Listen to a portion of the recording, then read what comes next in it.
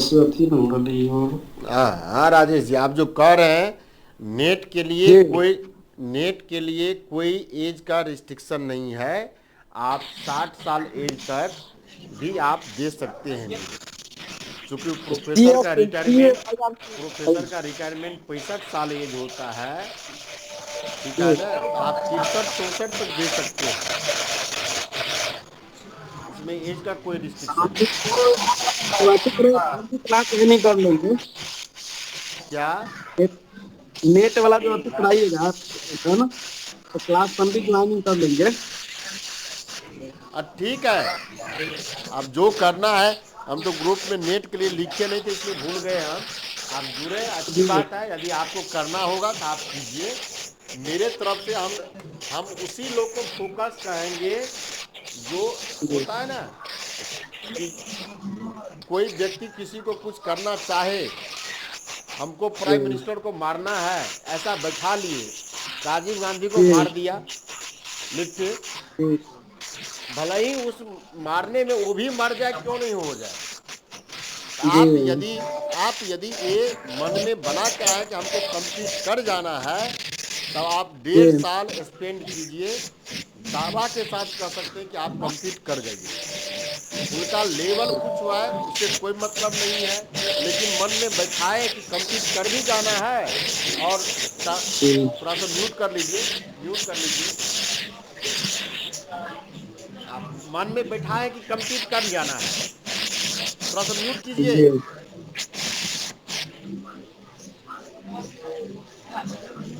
अब मन में बैठाए कि कंप्लीट कर जाना है, लेकिन आपको मौका मिल रहा है तो आप कहीं और टाइम स्पेंड कर लेते हैं। ठीक है ना। आप एक दिन आज पढ़े हैं, 2 दिन के बाद किताब पलट रहे हैं, तो वैसे लोग को नहीं हो सकता है। स्पष्ट बात नहीं हो सकता है। आप उसके साथ 5 घंटा 4 घंटा जो आपको बेस्ट स्ट्रेटजी लगता हो। हम क्या स्ट्रेटजी अपनावे, कोई दूसरा हमको नहीं गाइड कर सकते हैं कि मेरा अपना बॉडी है, मेरा अपना टाइम टेबल है अपना। चूंकि इस एज में आते आते प्रत्येक व्यक्ति के पास शेड्यूल बहुत ज़्यादा इंगेज हो जाता है, बहुत ज़्यादा लेबिलिटी है। उसमें आप 4 5 घंटा निकालिए, रेगुलरली 5 घंटा 4 घंटा काम कीजिए, ऐस आपका हो जाएगा। कोई उससे आपत्ति नहीं है, लेकिन वह दीवानापन लाना होगा। जब बहुत खराब तैयारी है, तुरंत मार्क बढ़ जाएगा। अभी तैयारी करने बैठे, अगला बार नेट दीजिए 6 महीना के बाद, तो आपका मार्क अभी यदि 10 आ रहा है, -5 आ रहा है, 6 महीना तैयारी कीजिएगा, 60 पहुंच जाएगा निश्चित रूप में। लेकिन 60 से 80 जाने में, 85 87 जाने में या क्वालिफाई करने में बहुत परेशानी है। वहां से मेन आदमी का एग्जाम का घड़ी शुरुआत होता है कि हम इसको कैसे टैकल कर रहे हैं। क्वेश्चन मैक्सिमम देना कितना हुआ जवाब? 20 बी पार्ट, सी पार्ट में, 25 बी पार्ट में और 15 ए पार्ट में। मैक्सिमम 40 क्वेश्चन का आंसर करना है आपको, उससे ज़्यादा तो कर नहीं सकते। Sorry, 60 question, 60 question maximum answer करना है आपको। आप जब आंसर करने लगेंगे, क्वालिफाई कोई व्यक्ति कोई स्टूडेंट कर रहा है, तो कम से कम उस स्टूडेंट का सी पार्ट में 7 क्वेश्चन सही जरूर होगा। एक्सेप्शन कोई व्यक्ति होगा कि सी में 6 या 5 पे सिलेक्शन हुआ होगा। 6 5 पे सिलेक्शन हो जाएगा तो उसका बी पार्ट, मतलब क्यों ऐसा कह रहे हैं उसका कारण हम बता रहे हैं। सी पार्ट में यदि आप 7 क्वेश्चन सही नहीं हो पा रहा है, तो बी पार्ट में उस व्यक्ति का 13 से नीचे ही सही होगा कभी। इस तरह का लॉजिकली क्वेश्चन बी पार्ट में है। जैसे सी में 7 या 7 से ऊपर सही होना शुरू हो जाएगा, बी का क्वेश्चन का सही 15 प्लस में आना शुरू हुआ। तो 15 प्लस हुआ या 15 हुआ, 15 या 45, इधर हो गया 7 5 6 35 32 33 के रेंज में, तो हो गया 45 32 77। और उस समय ए पार्ट में आपको 10, 12 नंबर, 14 नंबर लाने में कोई समस्या नहीं। 77, 14, 91, ठीक है, रेंज में पहुंच गए। अब यदि सी पार्ट में किसी को 8 सही हो जाए, 9 सही हो जाए, तो उस बंदा का बी पार्ट में 20 के आसपास सही हो जाएगा। ये फैक्ट बना हुआ है। अब बी में 20 हो गया, उधर 8, 9 या 10 सही, 9 के आसपास सही हो रहा है, तो उस पर टाइम इतना स्पेंड हो जाएगा कि उस समय ए पार्ट करने का टाइम ही नहीं मिलेगा। 2-3 क्वेश्चन सही हो जाए तो हो जाए, ठीक है। तो ए पार्ट के लिए तैयारी हो जाने के बाद वह इग्नोरेंस कंडीशन में चला जाता है। खूब तैयारी हो जाएगा, खूब मास्टर बन गए, तब आपको टाइम मैनेजिंग का कैपेसिटी आ जाएगा, तब उस समय ए पार्ट होता है। जैसे एक लड़का इस बार है आपको बक्सर साइड का है, उसका 139 नंबर है, ठीक है ना, 139 उसका उस तरह का लेवल बन गया था, स्कोर हो गया। ये बात है। तो थोड़ा सा और हम ऐप पे आपको सिलेबस भी अपडेट कर देंगे, या आप कहीं देख सकते हैं। ये पढ़ने से जितना पढ़ाए, जितना गाइडेंस कर रहे हैं, ठीक ही अच्छी बात है, जितना हो सकता है। इसको वेरीफाई करने के लिए हम कैसे समझे कि मेरा तैयारी सही डायरेक्शन में है, ये बहुत मायने रखता है। आप कोई बुक उठा के देखेंगे, कोई पेपर उठा के देखेंगे, मार्केट में बहुत बुक है, बहुत सारे फैक्ट है, लेकिन हमको इस डायरेक्शन में जाना है, एक क्वेश्चन बन रहा है कि नहीं बन रहा है, डायरेक्शन में जाने के मीन से CSR हमको होगा या नहीं होगा, होगा या नहीं होगा, इसका मीनिंग क्वेश्चन कितना सोल्व हो रहा है। आप जो भी पेपर पढ़ रहे हैं CSR का, सी पार्ट सबसे पहले जो पेपर पढ़े, जैसे मैट्रिसेज पढ़े, मैट्रिसेज जो क्वेश्चन पूछा हुआ है उस क्वेश्चन को उठाइए, और सी पार्ट में जो क्वेश्चन गलत है वह गलत होने का रीजन भी आपको दिमाग में आ जाए, और सही होने का फैक्ट भी आ जाए, और उसका अपने से हम जहां करेंगे, हम जो सॉल्यूशन लिखेंगे या बताएंगे उसका थ्योरी, हो सकता है कि उस समय जिस समय आप फर्स्ट लुक में पढ़ रहे हैं वह नहीं समझ में आए, हम वैसा समझाने में सक्षम ना हो। थ्योरेटिकल आइडिया में समझा लेंगे, क्वेश्चन पे जाके जब बात लगाना शुरू करेंगे तब आपके दिमाग में हो सकता है कम पकड़ में आए। वो आपके पास अवेलेबल है, लेकिन आप जब उस क्वेश्चन को करने लगे, जो फैक्ट हम बता रहे हैं, क्या आपके दिमाग में भी वह फैक्ट आ गया या नहीं आया? आया है तो वह तर्क वितर्क करके आप फिर उसका सेल्फ नोट्स बनाइए, और CSR क्वेश्चन को 11 से लेके फाइनल 1 साल, 1.25 साल, 1 साल के सफ़र के बाद हम ये कहेंगे कि 11 से लेके 11 से ऑब्जेक्टिव एग्जाम CSR शुरू हुआ है जून से, वहाँ से लेके अभी तक का CSR सॉल्यूशन को कम से कम 3 बार एटलीस्ट 3 टाइम्स बना लीजिए, या सॉल्यूशन उसको इतना बनाइए कि आपको वह डेटा याद हो जाए। ऐसा यदि आप 1 साल में कर लिए और उस समय आपका एग्जाम हो जाए तो 100% आपका रिजल्ट हो जाएगा। एक शॉर्टकट रास्ता हुआ, वह यदि आप 6 महीना 7 महीना में ऐसा कर लेते हैं तो उसके बाद ही रिजल्ट हो जाएगा, लेकिन 6-7 महीना में नामुमकिन, क्योंकि वह इतना फैक्ट है कि नहीं आता है दिमाग में। अब सब पेपर भी तो पढ़ ले, यदि वो नहीं करते हैं तब एक हुआ कि हम पेपर थ्योरेटिकल का मास्टर बन गए, हम क्वेश्चन पे नहीं बनाए, कम प्रैक्टिस किए, हमको इतना प्रैक्टिस थ्योरी पे हो गया, काम किए हैं, वह स्वतः क्वेश्चन पढ़ने के बाद उसका इंटरप्रेशन का जो कैपेसिटी डेवलप हो गया इंटरप्रेट करने का। हम क्वेश्चन पढ़े, ऐसा हुआ, ओ एक गलती, ऐसा था ये गलती, चलो भाई ये सही, उसमें पढ़ते पढ़ते ऐसा हो जाएगा। तो ये वो दूसरे मास्टर क्लास व्यक्ति का वो फॉर्मुलेशन हो जा रहा है।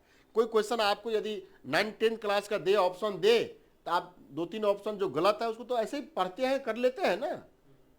उस लेवल में जब जनरेट हो जाएगा तब तो खुद होने लगेगा, और नहीं उस लेवल में आने में टाइम लगता है। पेपर बहुत बड़ा बड़ा पेपर है, और उतना थ्योरी पढ़ते पढ़ते साल भर में उतना रखा नहीं जा सकता है।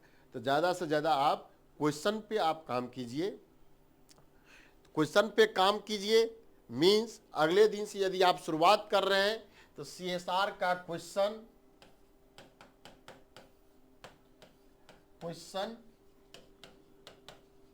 दो शैली में है, या तो कोई कोचिंग वाला हो, कोई मार्केट में प्रिंट आता हो, वहाँ से ले लीजिए। उस क्वेश्चन में जाएंगे तो लोग सुधार किया है, जो बात गलत हुआ, चूंकि CSR आंसर देता है, एक बार कुछ आंसर हुआ, दूसरा बार कुछ हुआ, और उसके बाद एक तीसरा फाइनल सॉल्यूशन देता है। अब उस क्वेश्चन के अनुसार लोग राइटर उसको सुधार किया, उसमें जाइएगा तो वैसा न मत लीजिएगा, उसमें आप एक दो क्वेश्चन में आपको घाटा हो सकता है। आप CSR के वेबसाइट में जाइए, इसके वेबसाइट पर, इस वेबसाइट पे सब क्वेश्चन उपलब्ध होगा, वहां से आप डाउनलोड करके एक बुकलेट तैयार कर लीजिए। CSR तैयार कर रहे हैं, पहला CSR का, दूसरा सेक्शन आ गया NBHM का, national board of higher mathematics. इसके वेबसाइट पर जाएंगे, इसका क्वेश्चन मिल जाएगा। एक TFIR का, ये 3 क्वेश्चन मोटा मोटी 11 से लेकर के 3 बुकलेट तैयार कर लीजिए। आपके क्वेश्चन का कलेक्शन कितना, हमको नहीं लगता है कि एक CSR को उठाइएगा तो 1200-1300 से कम आएगा, इसी रेंज में ये सब भी हो जाएगा, यानी मोटा मोटी 2000-2500 के रेंज में क्वेश्चन है। इस क्वेश्चन को आप जितना बार पढ़े, जो भी आपके दिमाग में परसेप्शन क्वेश्चन के प्रति तैयार होगा, थ्योरेटिकल आइडिया तैयार होगा, इस क्वेश्चन के ग्राउंड पर ये समझ रहे क्वेश्चन है, हम समझ रहे ये थ्योरेटिकल CSR का या इंडियन जो मैथमेटिकल सोसाइटी है या वर्ल्ड फोरम का जो मैथमेटिक्स कह रहा है, उसका बेसिक नॉलेज रख के आया है। किसी मार्केट में जो बुक उपलब्ध है, इस डेटा के कॉरस्पॉन्डिंग नहीं लिखा हुआ है। हम भी आपको लिख के देंगे, कुछ सेक्शन में जो मेरा अच्छा बेस्ट पकड़ होगा तो वहां जाके मेरा रिफ्लेक्शन होगा, बाकी पेपर में कमजोर हो जाएगा।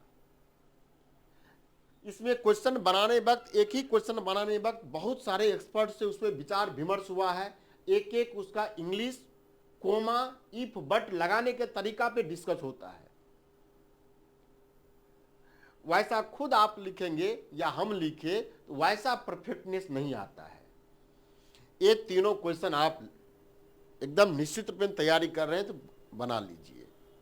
अब इस बनाने में शुरुआत कर रहे हैं जो पेपर डिफरेंशियल, तो आपका काम है डिफरेंशियल में खोजे क्वेश्चन, डिफरेंशियल यूनिट पढ़ा रहे हैं, डिफरेंशिएशन ODE का, तो CSR के 2020 में डिफरेंशिएशन में क्या क्या क्वेश्चन आया है, 2018 में क्या क्वेश्चन आया, 2013 में क्या क्वेश्चन आया, NBHM में कौन सा क्वेश्चन है, TFR में कौन सा क्वेश्चन है। जब आपने कॉपी में लिखिएगा अपने से मेडअप, तो उस समय एक जगह कोलेक्ट करते चले जाइए। हम डिफरेंशिएशन पढ़ेंगे या जो भी यूनिट पढ़ाए, CSR 2019 में क्वेश्चन हुआ है, उसमें कुछ मतलब जो पढ़ा रहे हैं उसमें है तो वह क्वेश्चन उसमें ले आएंगे। कुछ उसमें कुछ नया चीज जोड़ करके है तो हम नया चीज थ्योरी में जोड़े, तब दूसरा क्वेश्चन वहां ले आएंगे, हम भी लिखेंगे। लेकिन हम प्रॉपर फॉर्मेट में जहां जहां हमको पढ़ाते पढ़ाते या जो पढ़ाते हैं उसको एक्सपीरियंस हो जाता है कि एक क्वेश्चन यहां जोड़ा हुआ ये, तो ये बात लाना जरूरी था, उसमें बढ़ोतरी मेरे ऊपर हो जा रहा है। आप में वह रखने का आपको लगता है ये हुआ तब हुआ, आप उस समय पढ़ा रहे हैं तो आपको लगता होगा वो बन गया, लेकिन आप एट ए टाइम हॉल में वह बात जब तक नहीं निकलेगा तो हॉल में नहीं बनता वो। ये सब बात है, इतने तैयारी कर रहे हैं तो ये सब बात को थोड़ा सा गांठ बनाइए और एकदम कंपीट करके जाइए। कंपीट करने के बाद क्या क्या हो सकता है, एक सिंपली आपका नेट का बात कहे, नेट और JRF में अंतर क्या है। नेट यदि क्वालिफाई करते हैं या JRF क्वालिफाई करते हैं, दोनों में से कोई क्वालिफाई करते हैं, तो आप असिस्टेंट प्रोफेसर बनने के लिए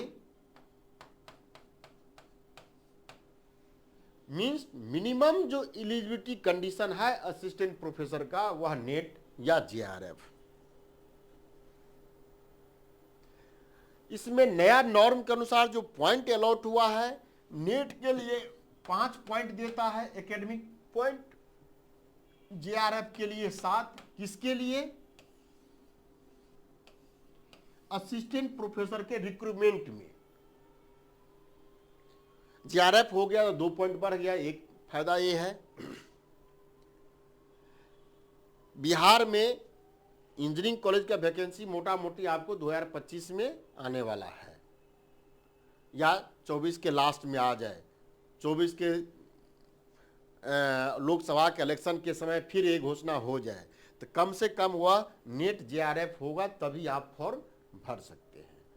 फॉर्म कौन भर सकता था? जो फर्स्ट ईयर कंप्लीट हो जाता जिसका एमएससी, वह सभी व्यक्ति फॉर्म भर सकते थे, भर सकते हैं। लेकिन वह सर्टिफिकेट आपको तब अलॉट करेगी जब आपको एमएससी कंप्लीट हो जाएगा।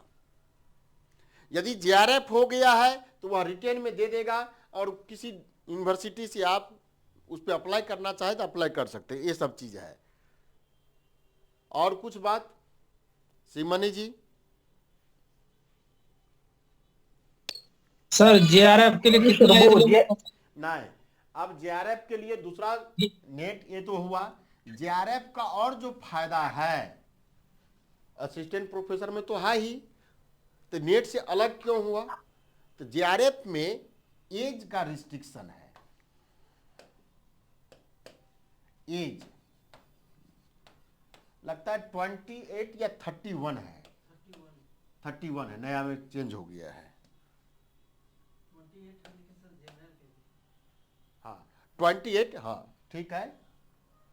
28 यूआर के लिए और कैटेगरी का 30 है, 31 ओबीसी में, फिर एससी का 35 होगा, है ना। एससी एसटी के लिए आपको 35 है।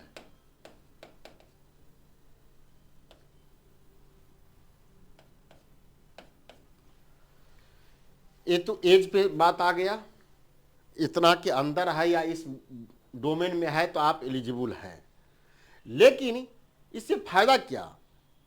इससे ये सब फायदा बहुत छोटा चीज है। आप यदि है एलिजिबल, आप जेआरएफ के लिए फॉर्मली एस भरे। अब यहां से आप जेआरएफ करते हैं और उसके बाद कोई पीएचडी करते हैं तो आपको प्रत्येक मंथ एक फेलोशिप मिलता है। नाम ही है जूनियर रिसर्च फेलोशिप। फेलोशिप मिलता है, वह fellowship per month 31,000 per month plus HRA house rent के रूप में या आपको फिनांस करता है। एचआरए का फुल फॉर्म देख लीजिए क्या लिखा हुआ है, अलाउंस होता है। ये 3 कैटेगरी हाउस रेंट अलाउंस 16, 18 और 24 या 14 है।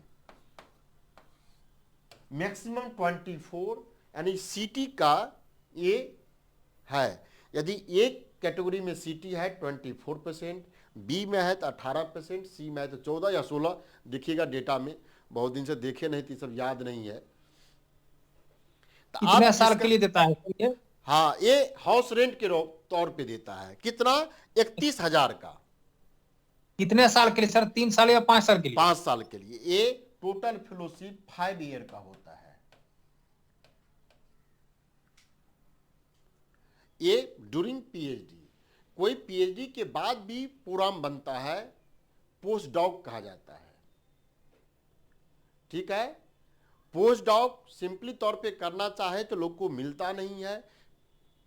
यदि आपका जेआरएफ है तो सबसे ज्यादा बेनिफिशियरी जो जेआरएफ का है वह पोस्ट डॉक में है। वह पोस्ट डॉक में आप करने जाएंगे तो इंडिया में लगभग जो संस्था करा रही है वहां यह फेलोशिप इस फॉर्म में कन्वर्ट होगा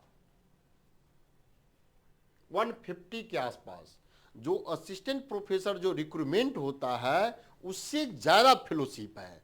और ये जो भी पेमेंट है आईटीआर के अंदर नहीं है, समझिएगा बात, या विदाउट आईटीआर है, या फेलोशिप है, पेमेंट नहीं है।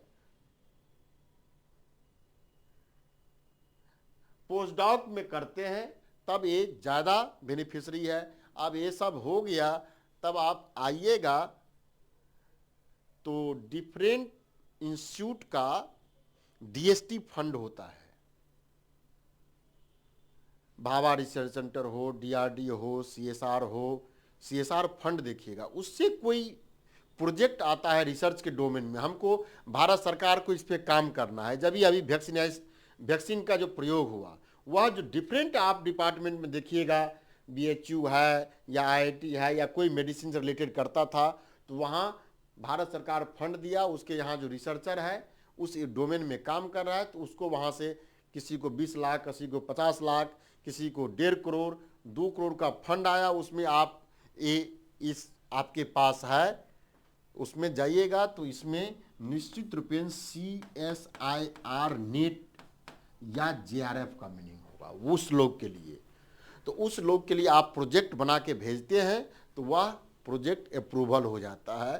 तो सिंपली लगता हो नेट JRF या तो असिस्टेंट प्रोफेसर बनने का या फेलोशिप उठाने का एक तरीका है, नहीं आगे रिसर्च के डोमेन में जाकर के आपका इसका इम्पैक्ट बनेगा कि आप कहीं प्रोफेसर के तौर पर है, अच्छा ठीक ठाक लोग है काम करने वाला, जो सब किया होगा तभी कर सकता है।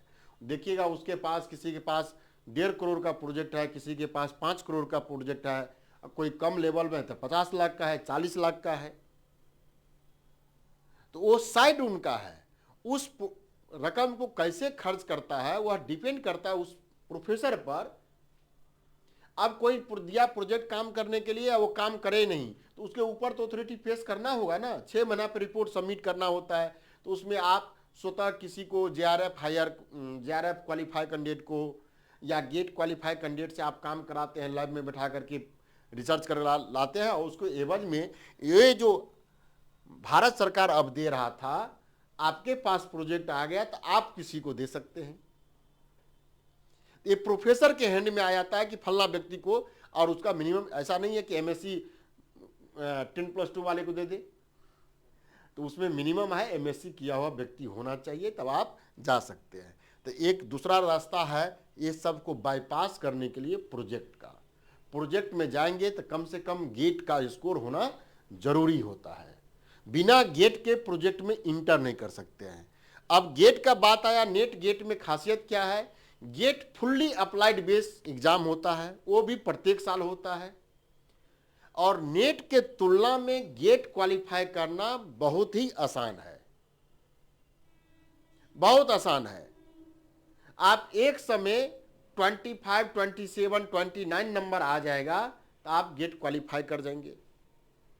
मात्र 100 में 29 या 30 मान लीजिए मैक्सिमम, 25 पे रिजल्ट होता है, 30 नंबर ले आए तब आपका लगता है 30 पे अंडर 500 रैंक जरूर रहेगा, ऑल इंडिया रैंक मैथ में।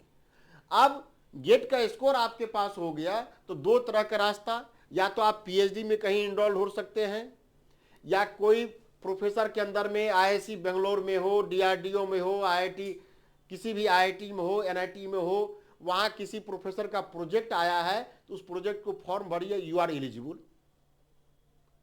अब वहाँ प्रोजेक्ट में जाएंगे, फेलोशिप यही मिलेगा, और वह प्रोजेक्ट में जब काम करने लगेंगे तो वह काम कन्वर्ट हो जाएगा PhD में। 2 महीना 6 महीना आप प्रोजेक्ट में काम किए, वह कंटिन्यू होकर के आ गया PhD में, आपका फेलोशिप वहीं मिल रहा है, जो JRF का फंड था वहीं सब हो रहा है आपके पास। या और सबसे बेस्ट जो गेट स्कोर का यूज करते हैं वह एक होता है कि आप MSc कर लिए, ठीक है, गेट का स्कोर आया, आंख बंद कर लीजिए, हमको 2 साल टाइम दीजिए, तो उस बीच में आप MTech कहीं से कर लीजिए, MSc के बाद MTech कर लीजिए। MTech करते हैं, नो डाउट आपको PhD में कन्वर्ट कहीं हो ही जाएगा। MTech करते हैं तो कहीं आप कंपनी में जॉब करना चाह रहे हैं तो 40-50 लाख का जॉब तो ऐसे मिल जाता है एमटेक मैथमेटिक्स वाले के। आप उठा के जिस इंस्टीट्यूट में वहाँ देख लीजिएगा, अपने गूगल बाबा आज के ज़माने में है, वहाँ से डेटा देख सकते हैं कि कितना पे कैंपस गया है।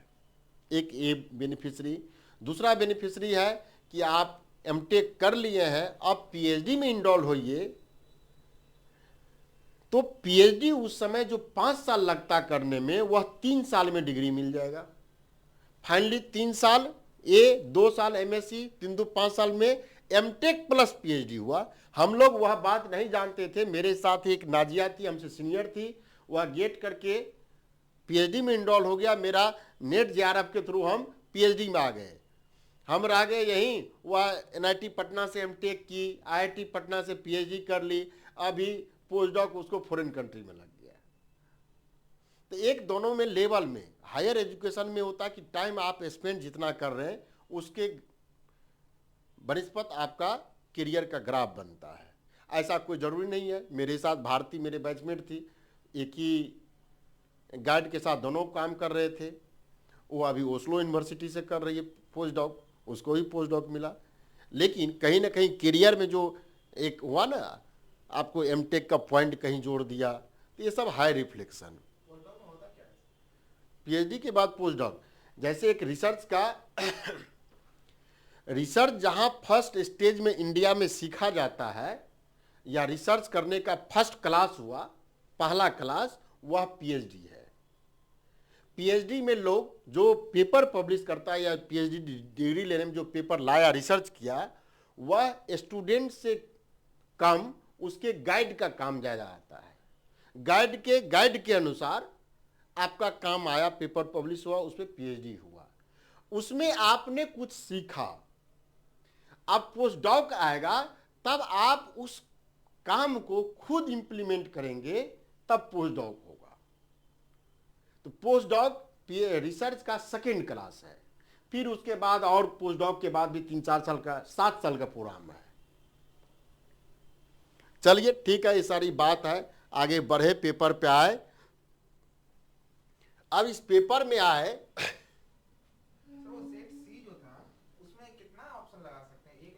हाँ ठीक है, सेट सी ग्रुप में, इस ग्रुप में आंसर जो है, ए बी में ओनली 1 ऑप्शन सही था।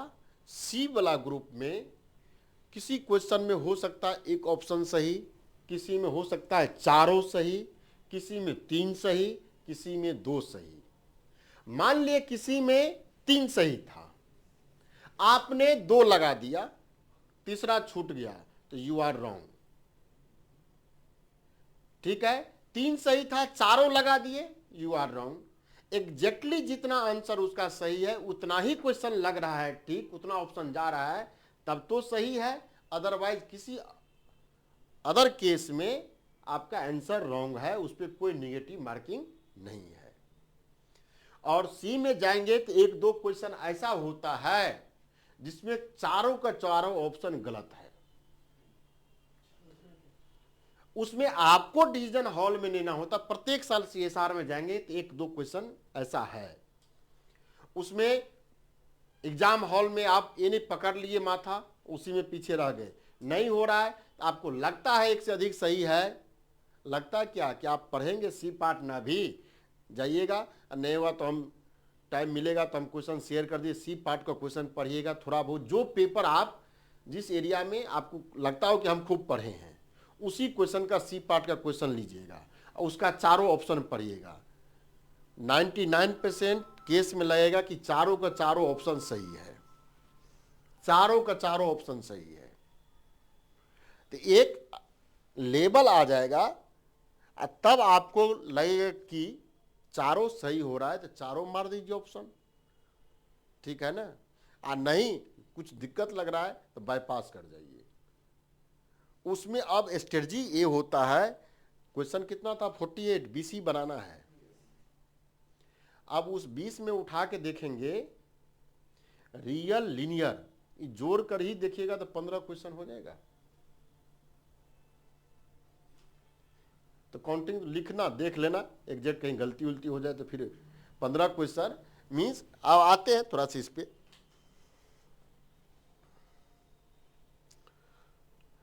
आ जाइए paper wise. Paper wise real analysis ये 51 से 73 हो सकता है, राउंड राउंड करने में गड़बड़ हो जाए, यही रेंज है। लीनियर अलजेब्रा 51 से 75,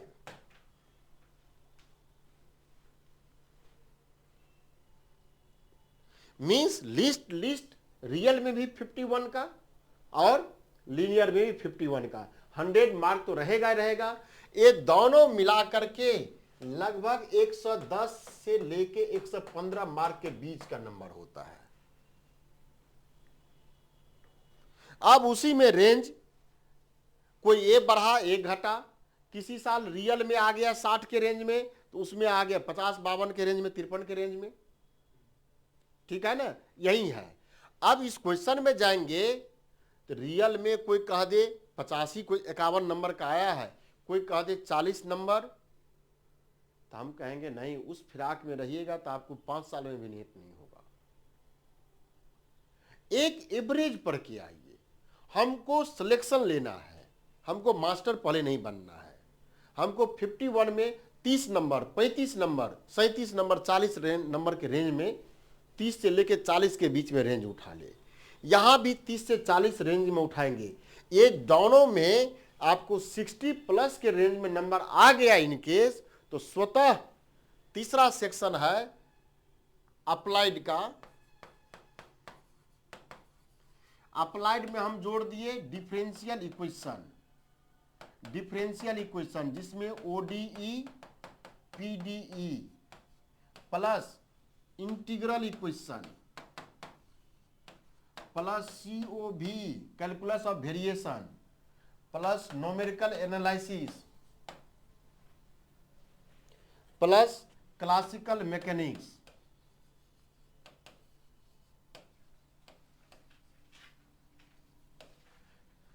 इतना पेपर में आप जोड़ेंगे तो ये लगभग आपको 105 नंबर जाता है।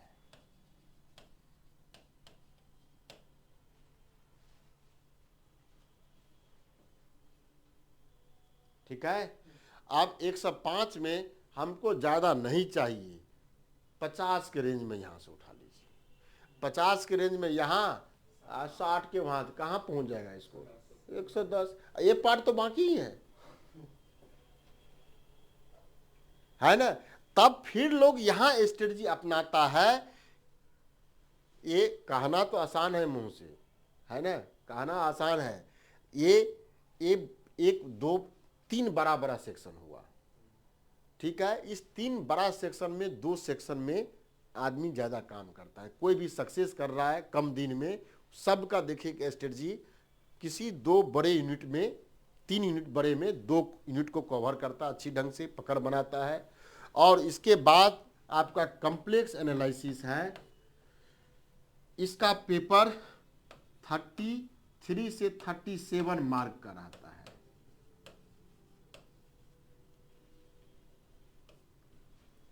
अब उसमें हमसे आप पढ़ रहे हैं, मेरे पास ज्वाइन किए हैं, तो कॉम्प्लेक्स में हम जैसे बतावे पढ़े, आप वैसा सीख गए, तो हम यहाँ जरूर आपको कहेंगे 25 मार्क रहेगा आपको।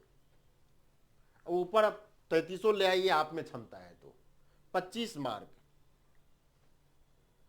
और साथ में बच गया आपको एब्स्ट्रैक्ट अलजेब्रा।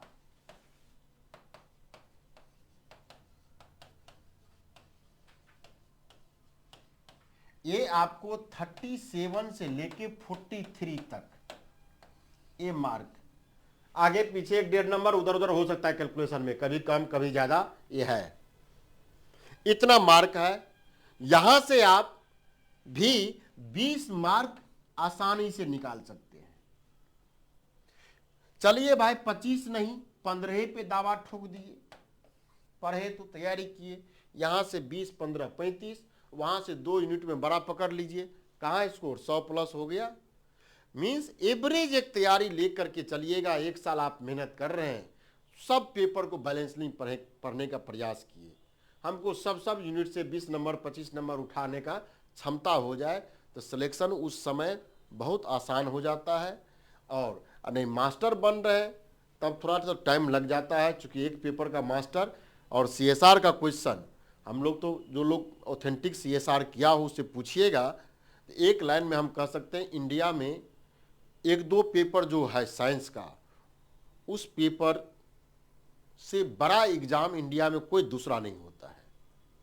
आप यूपीएससी को लोग कह रहे हैं, ठीक है, यूपीएससी में बहुत भास्ट सिलेबस है, आप रट के दिमाग में बनाइए, रटने वाला आंसर है, ऐसा नहीं कोई नया क्वेश्चन आ रहा है, रटा हुआ क्वेश्चन है, लिखा गया तो ठीक है आप क्वालिफाई हो गए, नहीं तो कोई बात नहीं।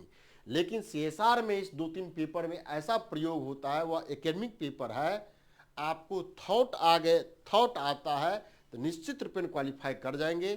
थॉट यदि नहीं डेवलप हुआ तब नहीं हो सकता है। एकेडमिक लेवल पर इससे बड़ा इंडिया में कोई एग्जाम नहीं है। इंटरव्यू में जाइएगा तो NBHM से बेहतर इंटरव्यू इंडिया में किसी भी चीज का इंटरव्यू नहीं होता होगा। इंटरव्यू में 2.5 घंटा एक व्यक्ति को स्पेंड करता है NBHM। आप NBHM के रिटर्न में क्वालिफाई कर रहे हैं, अब इंटरव्यू में जाइएगा तो 2.5 घंटा इंटरव्यू में आपसे कम से कम क्वेश्चन पूछा जाएगा। आप हंसिए रोइए रो दीजिए, कोई मतलब नहीं, 2.5 घंटा आपको मोटा मोटी बैठाएगा एवरेज में। किसी एग्जाम में थोड़े कि 2.5 घंटा में इंटरव्यू बैठाएगा, यहाँ आपको 2.5 घंटा बैठाना है, एक तरह से शैली डेवलप है ये। चलिए हम लोग पेपर पे आए, ये है तो हम लोग इस पेपर में खूब MSc जो लोग कर रहे हैं सेकेंड पार्ट तक जा रहे हैं, सभी के पेपर में डिफरेंशियल है, PD है, इंटीग्रल है ही, COV कहीं नहीं हो सकता नहीं हो, ये आपको न्यूमेरिकल एनालिसिस सबके पेपर में है, UG PG तक के सिलेबस में, और क्लासिकल मैकेनिक्स भी मोटा मोटी PG के सेकेंड ईयर में सब जगह सिलेबस है, सब पढ़ा हुआ सेक्शन, थोड़ा मजा भी आएगा। और यह कैलकुलेशन बेस्ड क्वेश्चन है।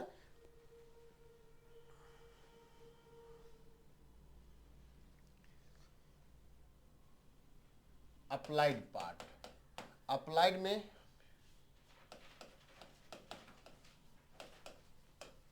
पहले शुरुआत कर रहे थे ग्रुप 3, उसमें देखे सामने अच्छा नहीं लग रहा था तो हम उधर से डाइवर्ट हुए, ठीक है। इसमें आते हैं, इसमें आपको पहला सेक्शन में डिफरेंशियल इक्वेशन है,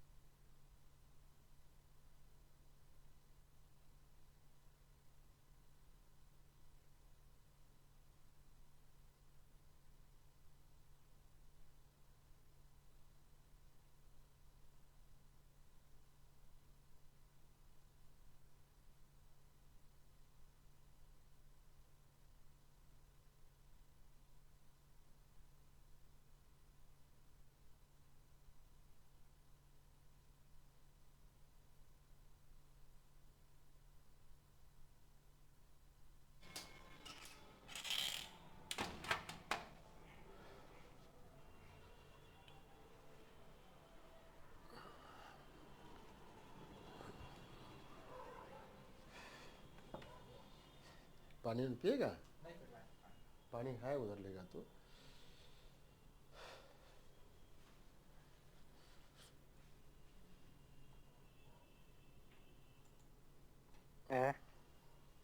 मामा कहाँ चल गया? कोई देवघर दिक्कत गया नहीं ना है? 1.5 घंटा और पढ़ाना है। आज तो मतलब इसी में निकल नहीं गया। सर। हाँ, एकदम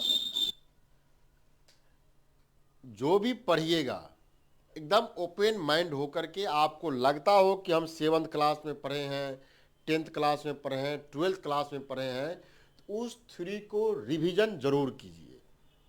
जो आपके दिमाग में परसेप्शन शुरुआत कर रहे हैं, जो हम कह रहे हैं, बता रहे हैं, यदि लगता हो फर्स्ट लुक में हो सकता है कुछ जगह आपको जो पहले से जानते हैं उसमें कुछ उठा पटक मिले, तो एक बार रुक करके जरूर सोचिए और उसको रिवीजन करके परसेप्शन बनाइए। हाँ, ये गलत था, ये सही है। ओपन। यहाँ क्वेश्चन क्या है कि सीएसआर में डोमेन मेंशन नहीं है। पहला कोई बात समझिए कि डोमेन मेंशन नहीं है कि इस डोमेन पे बात करना है। आप 12th क्लास पढ़े या 9th क्लास पढ़े, वहाँ जब भी क्वेश्चन सिलेबस में था तो उसका डोमेन रिस्ट्रिक्शन था, उस डोमेन के अनुसार वह क्वेश्चन का आंसर है। तो ये आपको एकदम लगेगा कि हाँ, और सीएसआर में यही गलत होता है। सिंपली एक क्वेश्चन हम लिखे, क्या लिखे कि लिखा हुआ है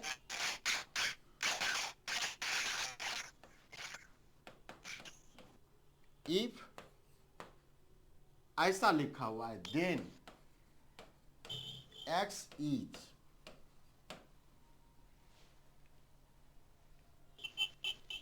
पहला ऑप्शन लिख रहे हैं पॉजिटिव,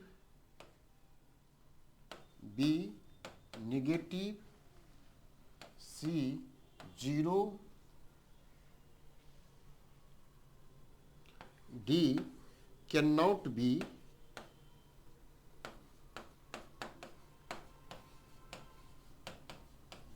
डिटरमाइन।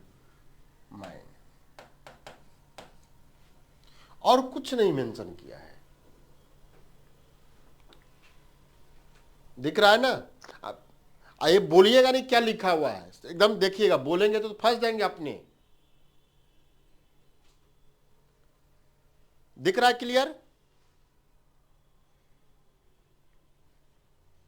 क्या होगा बताइए?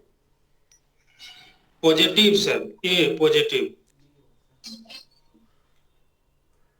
पॉजिटिव।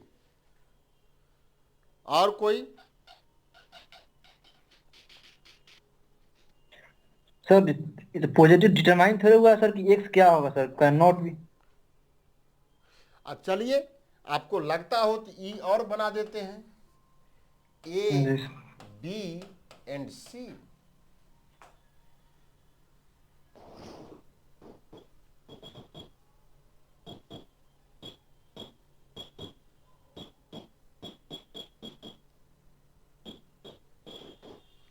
ये सीएसआर के क्वेश्चन का भाषा है, लैंग्वेज है। सर डी होगा सर। डी क्यों होगा? डी पॉजिटिव होगा सर, पॉजिटिव। पॉजिटिव होगा। क्योंकि सर पॉजिटिव नेगेटिव यहाँ डिफाइन नहीं, एक्स क्या होगा कुछ भी आ सकता है सर, पॉजिटिव नेगेटिव 0। लिखा क्या हुआ है? Modulus of X, modulus of A तो एनी टाइम पॉजिटिव टेक करते हैं सर। ये लिखा क्या ऑफ हुआ एक्स है? थोड़ा इसको पढ़िए तो कोई लोग, जो लोग बोले हैं आंसर, ये पढ़िए क्या लिखा हुआ है। Determinant of A sir equal to X. Determinant of A. और कोई लोग? मॉडुलस भी हो सकता है। मॉडुलस भी हो सकता है। और कोई लोग? जी सर। कार्डिनलिटी ऑफ ए नहीं होता क्या? जी जी कार्डिनलिटी पढ़ा था जी सर, कार्डिनलिटी हुई। यदि कार्डिनलिटी होता तो वह नंबर या तो 0 होता या पॉजिटिव होता। जी सर। और कार्डिनलिटी होता, पॉजिटिव होता, तो वह पॉजिटिव इंटीजर नहीं लिखा हुआ है। जी सर। कार्डिनलिटी होता, सेट में नंबर है तो वह नंबर या तो 0 होता या कोई पॉजिटिव नंबर होता, यानी पॉजिटिव इंटीजर होता। केवल पॉजिटिव लिखा हुआ है, ठीक है। तो फ्रैक्शन का भी मीनिंग आ जाता। जी सर। ठीक है, अब आप बताइए, पॉजिटिव केवल लिख दे तो बात सही हो सकता है? No sir. नहीं हुआ। ये किस सेंस में फेल हो गया? जब सेट लिखा हुआ, ए इज सेट होता तब कार्डिनलिटी तब आता, तब वह पॉजिटिव या जीरो होता, तो लिखना पड़ता पॉजिटिव इंटीजर है। पॉजिटिव जी लिखने सर। से काम नहीं चलेगा। ठीक है, जी सर। यदि यस ये सर। और ये यदि डिटर्मिनेंट है, ये डिटर्मिनेंट का भी सिंबल ऐसा है, डिटर्मिनेंट जी है सर। तो वह तो पॉजिटिव, नेगेटिव और जीरो भी हो सकता है। जी सर। डिटर्मिनेंट है, तीनों ऑप्शन पॉसिबिलिटी है, पॉजिटिव, नेगेटिव, जीरो। जीरो। और कुछ? अगर मॉडुलस होगा तो सर। मॉडुलस है तो पॉजिटिव होता या जीरो होता। जी सर। तो क्या कह सकते हैं बताइए? ई कह सकते हैं, ए बी एंड सी कह सकते हैं। डिटर्मिनेंट होता तो ए बी सी होता, तब सही है। जी सर। डिटर्मिनेंट नहीं होता तब ए और सी सही होता। जी सर। लेकिन ए तब सही होता जब यह पॉजिटिव इंटीजर होता। डिटर्मिनेंट नहीं तब होने के बावजूद भी यह गलत है। तो सर डी नंबर होगा ऑप्शन था सर। तो D can not be determine, determine नहीं कर जी सकते हैं सर। आप। कुछ और इसके बारे में डेटा दिया रहता तब ये डिटरमाइंड होता।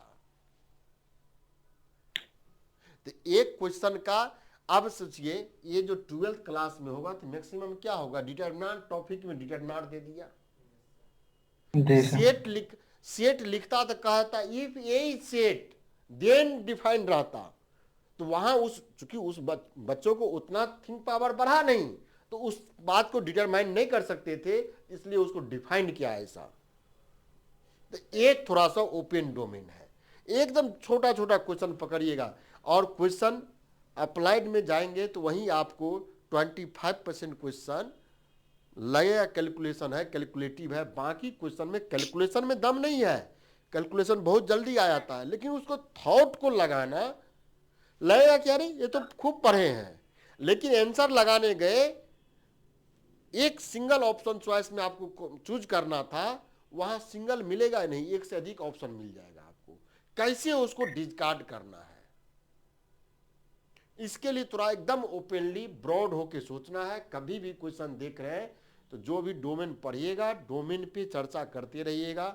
डोमेन आपका है, जहां जहां है जो सिंबल आया, उस सिंबल कहाँ कहाँ यूज, किस किस पेपर में यूज हो रहा है, किस किस सेक्शन में यूज हो रहा है, सब सेक्शन के अनुसार सोचना होता है।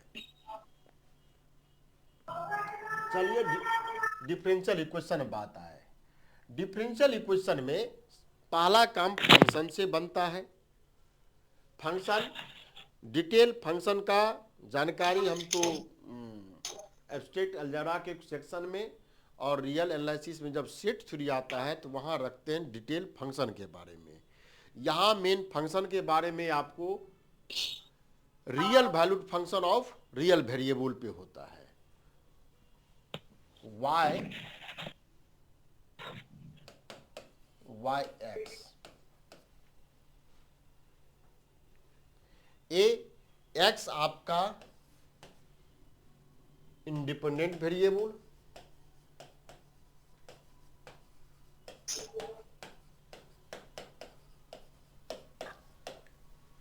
और ये पार्ट किस सेक्शन में पढ़ रहे हैं? डिफरेंशियल इक्वेशन में। समझिए बात को, डिफरेंशियल इक्वेशन में यानी डिफरेंशिएशन होता होगा तभी तो बात डिफरेंशियल इक्वेशन होता। ठीक है, तो यह जो इंडिपेंडेंट वेरिएबल है इसका meaning full freedom to take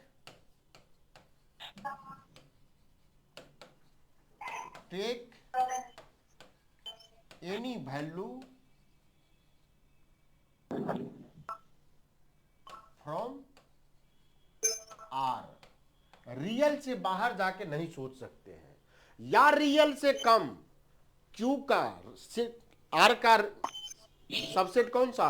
rational number Q भी है, नेचुरल नंबर भी है, इंटीजर भी है, होल भी है, बहुत सारा है, ओड इवन भी कलेक्शन है। तो यह इंडिपेंडेंट वेरिएबल का चर्चा यदि डिफरेंशियल इक्वेशन सेक्शन में कर रहे हैं, जहां डिफरेंशिएशन टर्म इन्वॉल्व हो रहा है, वह समय वेरिएबल का मीनिंग आर का मेंबर।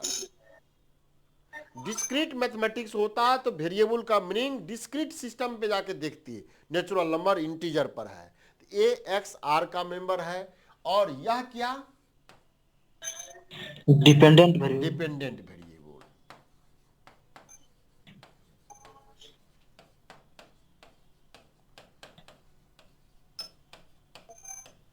डिपेंडेंट वेरिएबल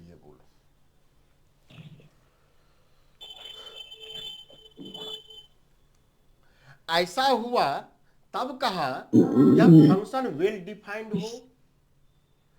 डिफाइंड हो और y इज कंटिन्यूअस हो, इफ y इज कंटिन्यूअस किसमें? इन आर। बोलिएगा, नहीं समझ में आएगा, क्योंकि हम अप्लाइड पार्ट कर रहे हैं तो प्योर का कुछ सेक्शन हम जबरदस्ती इग्नोर कर रहे हैं। आप क्षमता होगा, यदि कम नहीं समझ पा रहा है तो आप रिप्लाई दीजिएगा, तो हम जोड़ने का प्रयास करेंगे।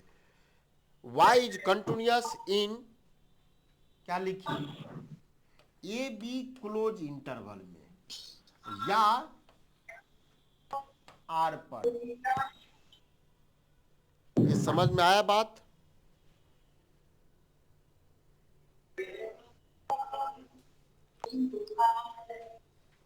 y is continuous in close interval A B या सबसेट ऑफ आर पर कंटिन्यूअस हो और हमको डिफरेंशियल देना है, तब क्या होता? Then y prime c equal to limit h tends to 0 y c plus h minus y c by h for all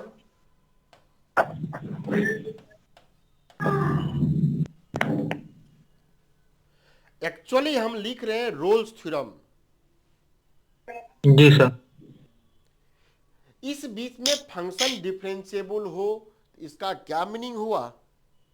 ये क्या हो गया? सी ए बी के किसी पॉइंट पर ये पूरे डोमेन में कहे कंटिन्यूअस है, किसी एक पॉइंट पे कंटिन्यूअस नहीं लिखे हैं, पूरे डोमेन पर कंटिन्यूअस है, पूरे डोमेन में किसी पॉइंट पर डिफरेंशिएबल है, तब मीन्स किसी पार्टिकुलर पॉइंट इसके बीच में आया होगा। आगे बढ़ जाए।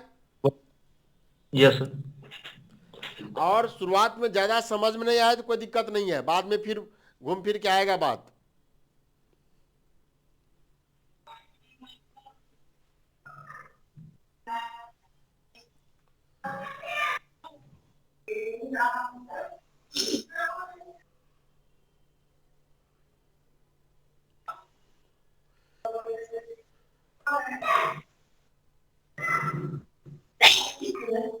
तब यह कंटिन्यूअस फंक्शन है।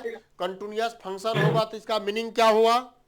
दो तरह का कंटिन्यूअस फंक्शन, या तो मोनोटोनिक इंक्रीजिंग होगा या मोनोटोनिक डिक्रीजिंग होगा। दो तरह का फंक्शन, या तो या y या तो ऐसा हो या ऐसा हो। ये मोनोटोनिक डिक्रीजिंग टाइप का है, मोनोटोनिक इंक्रीजिंग टाइप का है। y ये है या ये है, कोई तो है।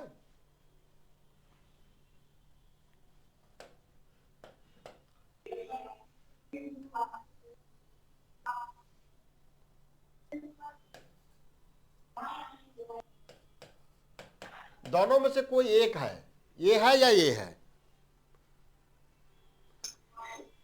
अब जो किसी पॉइंट पर आपने लिया, कहां लिख दी, ए कह दी ए बी,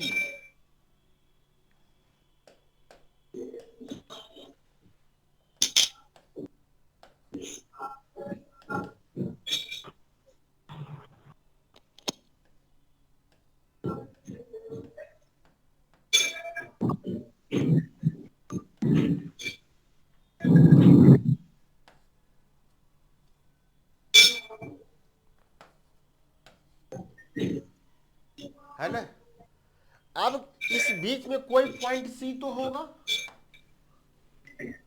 यस सर। सी हुआ, और सी पर आपने कहा y प्राइम सी, इसका क्या मीनिंग है? उस पॉइंट पे डिफरेंशियल है सर। यानी स्लोप है, then y prime C that equal to dy by D X at X equal to C, ये एक्चुअली स्लोप हो गया। चाहे इस कर्व पे जाए या इस कर्व पे आए, या स्लोप को dy by D x slope को रिप्रेजेंट किया।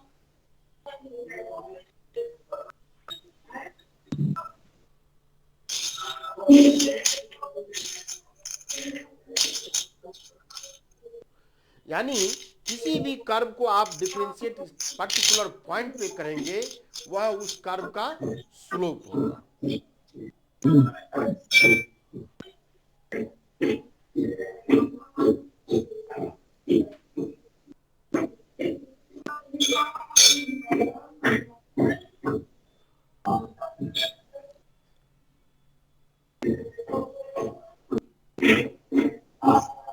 ये बात समझ में आया ना? या यहाँ खींचे या यहाँ खींचे, कहीं दोनों कर्व में से यहाँ ए आपका टेंजेंट हुआ, ए आपको dy by D X at X equal to C, या ये रिप्रेजेंट कर रहा है।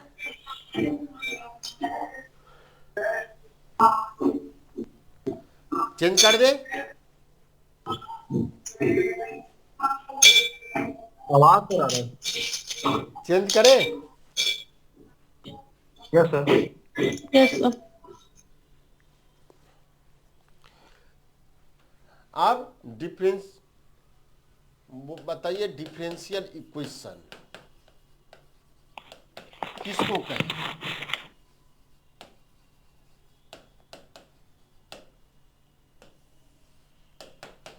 एन इक्वेशन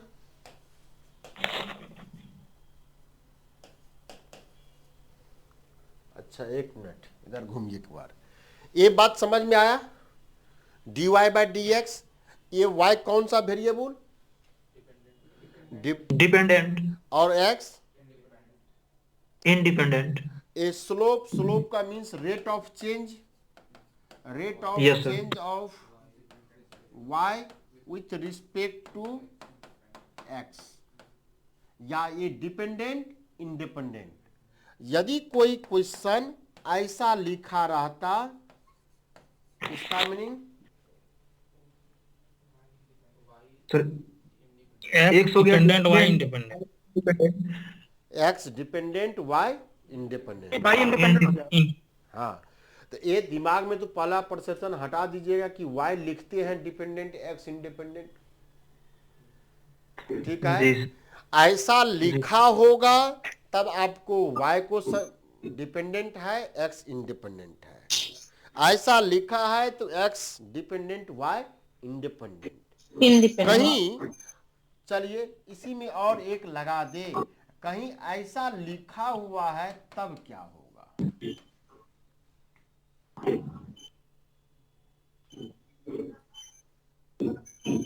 इसी को भी ले सकते हैं सर, दोनों से एक ही हो गया। दोनों में।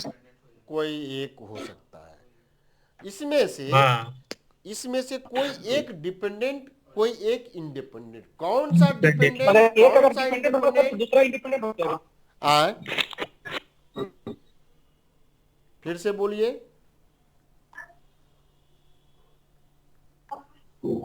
ठीक है, ऐसा लिखा हुआ है तो इसमें गारंटी है एक डिपेंडेंट है, एक इंडिपेंडेंट है।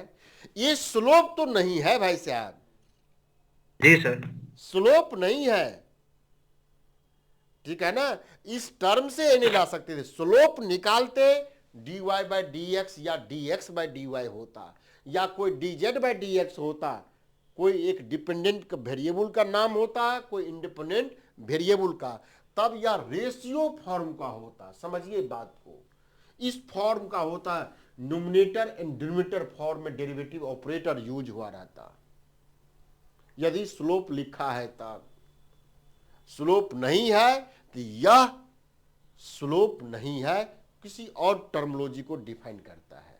तो चलिए आगे हम लिखेंगे, इसमें आप क्या लिख दे, one is L D and other is other L I.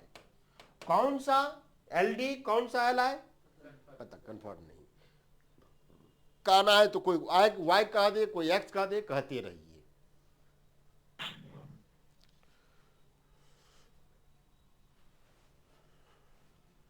An equation, अब डिफरेंशियल इक्वेशन इसी स्लोप पे लिया गया है, स्लोप के टर्मिनोलॉजी को लाया है।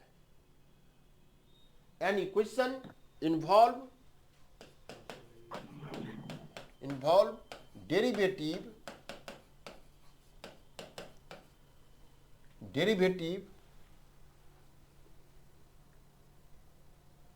या derivatives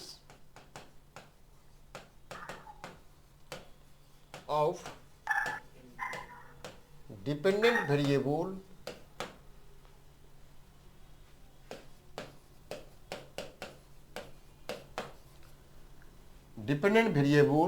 with respect to independent variable।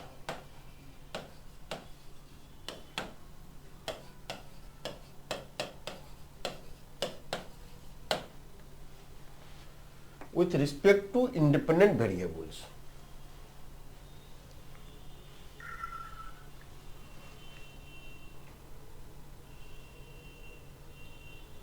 An equation involves derivative या derivative of dependent variable with respect to independent variable। Example में dy by dx equal to 1, कोई दिक्कत समझ में आया? यह इक्वेशन है नहीं? क्वेश्चन में एक साइड कुछ और मटेरियल है, दूसरा साइड कुछ और मटेरियल, दोनों का कंपैरिजन है और dy बाई dx लिखा हुआ है, तो यहां y क्या है? डिपेंडेंट है और उसका डेरिवेटिव है। कोई कहे D square Y upon D X square plus D Y by D X equal to X plus 3y, कोई आपत्ति नहीं। कोई कहे x plus Y D Y minus X minus Y D X equal to 0। High equation involve derivative of dependent independent. अब ये term derivative उठा के देखेंगे तो डिपेंडेंट का, अब एक ये नहीं कहा कि ए डिपेंडेंट है, इसमें तो मिल गया जवाब कि वाई डिपेंडेंट है। यहां कोई dy में dx से भाग लगा देते तो y डिपेंडेंट होता, और कहीं dy से भाग लगा देते तो x डिपेंड होता। केवल ये लिखा हुआ है डेरिवेटिव ऑफ डिपेंडेंट वेरिएबल्स, कोई एक डिपेंडेंट है। ठीक है, संयोग से तीनों एग्जाम्पल जो लिए हैं 1 2 3 और हो सकता है हजारों लिख सकते, कोई आपत्ति नहीं। ये जितने एग्जाम्पल है, नंबर ऑफ वेरिएबल कितना है? कितना वेरिएबल? दो और दो वेरिएबल में से एक डिपेंडेंट बन जा रहा है, एक इंडिपेंडेंट। मींस इंडिपेंडेंट कितना? तीनों में ओनली वन जी सर, ओनली वन। तो इस तरह के डिफरेंशियल इक्वेशन को ऑर्डिनरी डिफरेंशियल इक्वेशन कहेंगे। जी अगला लिख देते हैं, तब इस पे आएंगे। चौथा में del Z by del X plus del Z by del Y. Z क्या है? डिपेंडेंट, वही पार्शियल का है। Z dependent, X and Y independent है।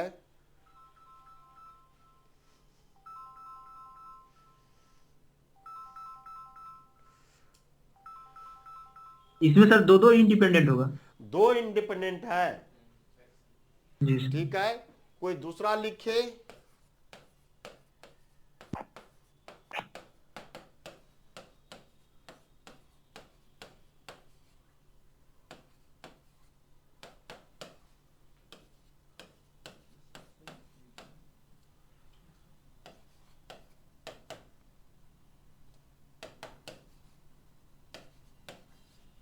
कुछ लिख दीजिए।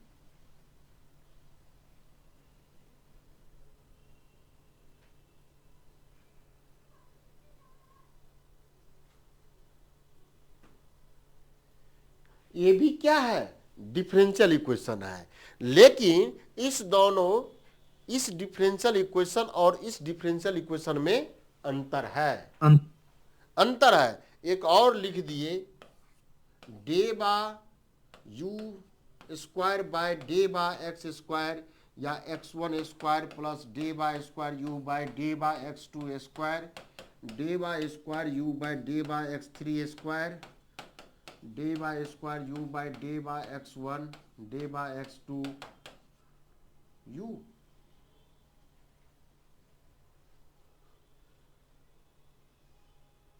This is also differential equation, but इसमें कितना इंडिपेंडेंट है,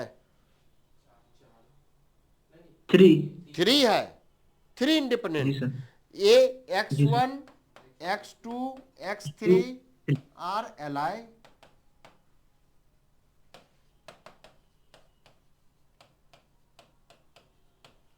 और इस दोनों के लिए z equal to Z X Y, 2 independent, इसमें 3 इंडिपेंडेंट, और दोनों डिफरेंशियल इक्वेशन है। जब एक इंडिपेंडेंट है, और इसके पीछे आ जाइए, इस दोनों तीनों के लिए y equal to dependent. Y X. ठीक है ना, कोई दिक्कत नहीं ना है। यहां dy बाई डी एक्स लिखा, यहां भी कन्वर्ट कर रहे हैं, कोई आपत्ति नहीं है। यानी एक इंडिपेंडेंट एक डिपेंडेंट है। तो ये फर्स्ट 3 ये कहलाया ODE, ऑर्डिनरी डिफरेंशियल इक्वेशन,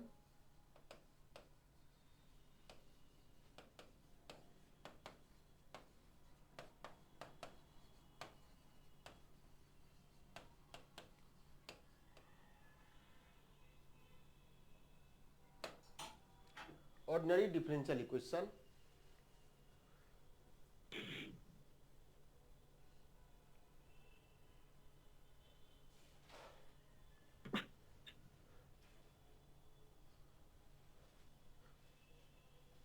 और ये तीनों क्या,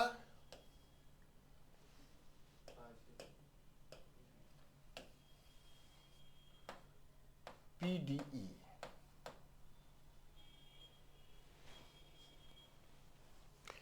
PD partial differential equation.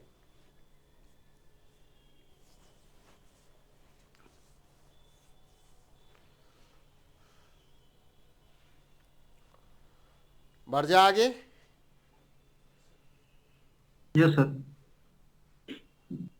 ODE का डिफिनीशन लिखिए, खाली कुछ करना नहीं है।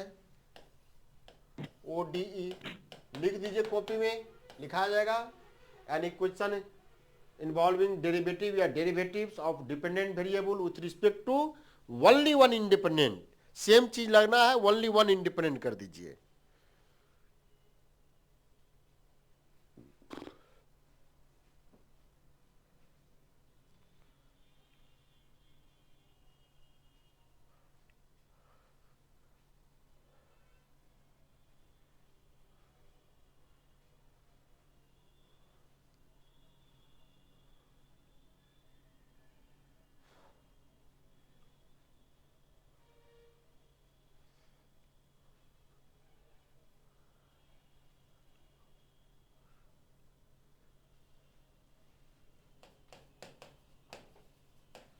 इक्वेशन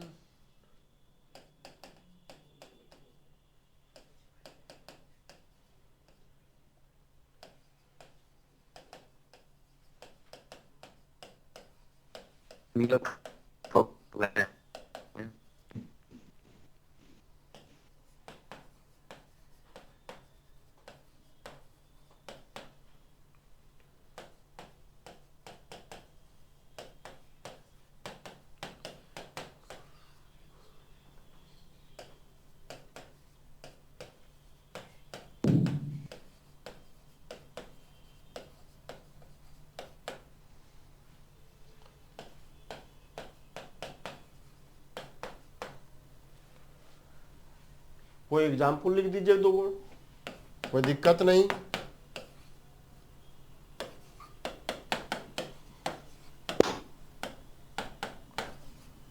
जानबूझ के छेड़छाड़ कर लिख रहे हैं, सिंबल सब आ जाए मीनिंग। वाई प्राइम का मीनिंग dy/dx। और n ऐसा लिखा रहता dn बाई दो डिपेंडेंट वेरिएबल आया जैसे dy/dx plus dz/dx is equal to 1, इस टाइप का डिफरेंस नहीं हो सकता है, नहीं हो सकता है। अब तो कोई बॉडी है, ठीक है, क्या यह बॉडी 2 लोग सिस्टम से ऑपरेट हो पाएगा? है ना। अब एक बॉडी है, उसमें इंडिपेंडेंट अलग अलग पैरामीटर है, एयर है, वाटर है, फूड है, टेम्परेचर है, वह हो सकता है उस पर लेके चल रहा है, लेकिन किसी एक ही सिस्टम पे बात हो रहा है। ऐसा नहीं है, कोई ऐसा सिस्टम नहीं मिलेगा कि 2 अलग अलग डिपेंडेंट हो और 2 कॉमन इंडिपेंडेंट हो, तब वह 2 व्यक्ति के बीच कंपैरिजन हो जाएगा, डिफरेंशियल ऑपरेटर नहीं कर पाएगा। डिफरेंशिएशन का मीनिंग क्या हुआ कि आपने कहा y x का फंक्शन है, ठीक है, और x में यदि एलिमेंट्री चेंज लाए थे, जो उसका थ्योरेटिकल आइडिया में था, जो टेंजेंट निकाल रहे थे, ये जो आप लगाए ये x है, यहाँ y है, ये आपने कहा x प्लस डेल्टा x है, यहाँ y प्लस यहाँ इसका डेल्टा क्या हो जाएगा एक्स वाई, यहाँ x प्लस डेल्टा x पर y equal to Y X है, यहाँ आपको x plus delta x y की जगह x प्लस डेल्टा x, तब संयोग से एक कन्वर्ट करके आप लीनियर में आए हैं y प्लस डेल्टा y। इसी टर्म में समस्या है, यही नहीं कर रहे थे, x प्लस डेल्टा x पर y प्लस डेल्टा y, तब ना ये आपको डेल्टा y हुआ, ये y हुआ, ये डेल्टा x, और दोनों में भाग लगा दिए delta y by delta x,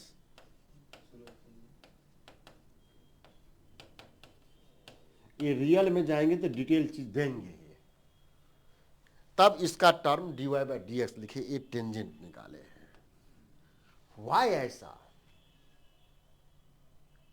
क्या 2 ऐसा होता तो हो जाता, 2 अलग सिस्टम होता, दोनों का कंपेयर नहीं हो सकता है।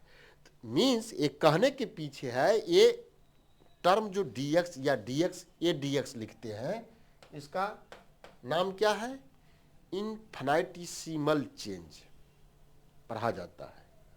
इंडिपेंडेंट में जो चेंज है उसके क्रॉसपोंडिंग, उस पर जो डिपेंड करने वाला था, उसमें चेंज का स्टडी है ना।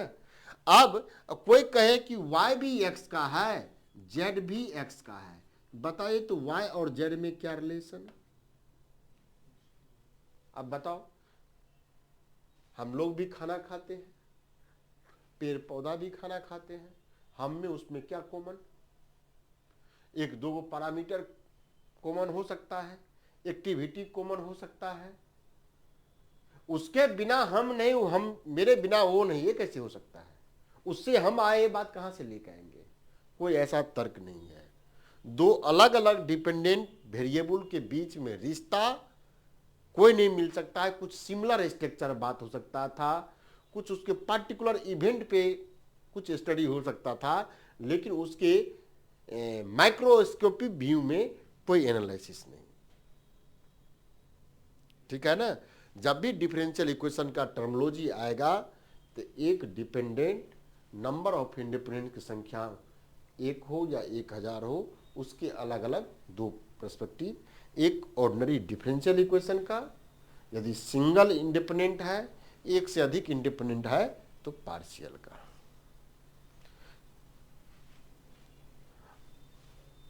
रहने दे, क्या सब निकल गए, रहने दीजिए, आज है ना, निकल गए लोग, बहुत लोग चले गए। हाँ सर आने दीजिए। हाँ, पहले दिन था एकदम ज्यादा, बर्थडे दे देंगे तो गड़बड़ ही है।